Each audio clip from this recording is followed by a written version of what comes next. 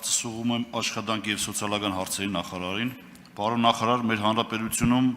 նպաստների թոշակների թեման միշտ ամենաքննարկողներից է եղել եւ այդ շարքում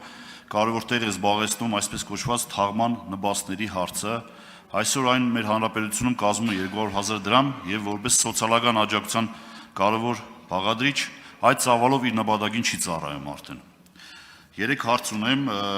արդյոք նախատեսվում է վերանայել ներկայիս թաղման նպաստի չափը,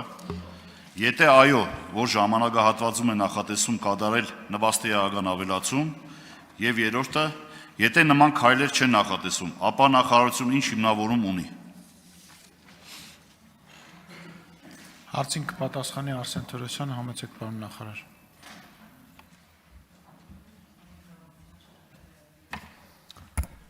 Շնորհակալություն հարցի համար պարոն Մելքոնյան։ Ես հիմա կդժվարանամ պատասխանել վերջնական մենք ինչ ենք անում այդ այսինքն այս պայդրությամբ չունենք նման ծրագիր վերանայելու, բայց եթե դուք ունեք հիմնավորումներ, թե ինչու է պետք վերանայել, մենք կարող ենք ձեր հետ քննարկել եւ ինչ որ լուծումների գալ, բայց ես իհարկե կարևորելով այս աջակցության տեսակը, կարծում եմ, որ մենք պետք է ավելի շատ կենտրոնանանք կենթանի մարդկանց աջակցելու եւ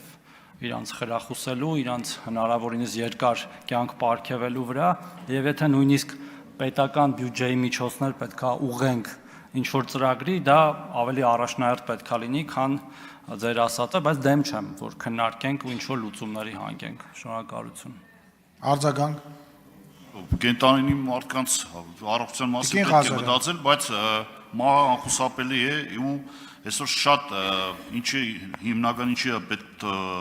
ավելացնել այդ նպաստների չափը, որովհետև երկար տարիներ մնացել է անփոփոխ, իսկ կյանքը Հայաստանի Հանրապետությունում թանկացել է եւ այսօր շատ սոցիալապես խոցելի խավեր իրոք այդ փողի կարիքը շատ ունեն եւ անհրաժեշտ է անպայման վերանայել եւ ավելացնել այդ նպաստի չափը։ Դեմ չեմ քննարկելուն մեծ ուրախությամբ, եթե պատրաստ եք իրար հետ կաշխատենք այդ ուղղությամբ։ Շնորհակալություն։